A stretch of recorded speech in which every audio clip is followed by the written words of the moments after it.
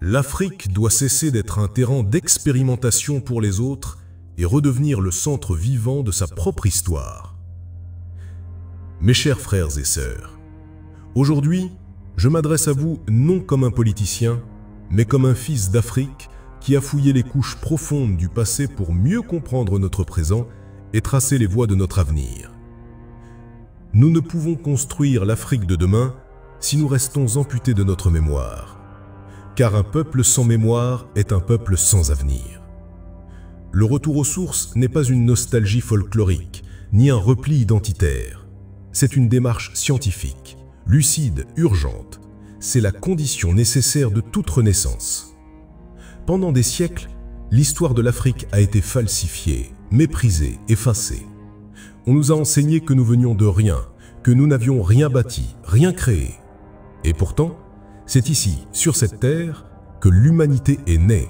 C'est ici, sur les bords du Nil, que les premières grandes civilisations humaines ont émergé, avec leurs mathématiques, leur astronomie, leur médecine, leur philosophie. Et cela, bien avant que l'Europe ne sorte de l'ombre. Oui, l'Égypte pharaonique est noire, africaine.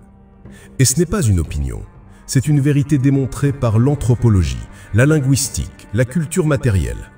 Les hiéroglyphes parlent une langue que nous pouvons encore reconnaître dans les langues négro-africaines actuelles. Il y a donc une continuité culturelle, historique, intellectuelle qu'il nous faut restaurer pour nous reconstruire.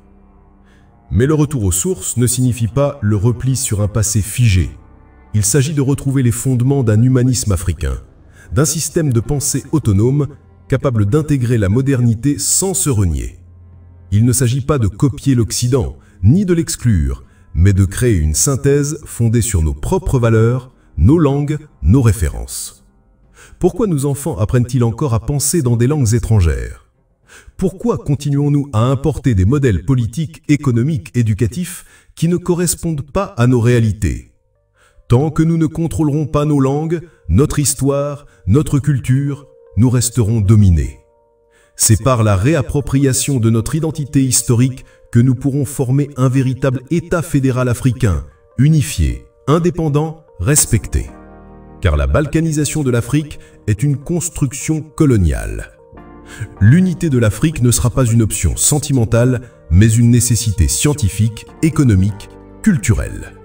Je le dis avec insistance, il n'y aura pas de développement africain sans une africanisation de la pensée.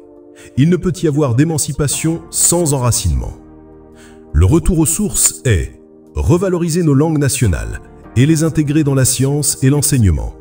Écrire notre propre histoire à la lumière des faits, non des mythes coloniaux. Réconcilier l'Afrique avec elle-même, du Nil au fleuve Congo, du Maghreb au Cap Zayat. Mes chers frères et sœurs, l'Afrique ne doit plus attendre que d'autres lui disent ce qu'elle est ou ce qu'elle doit devenir. Elle doit se redresser en s'appuyant sur ce qu'elle a de plus profond, sa mémoire millénaire, sa culture, son génie propre.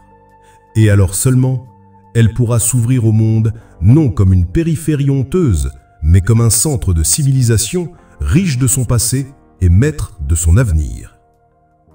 Ce que l'homme a fait, l'homme peut le refaire. Cheikh Anta Diop.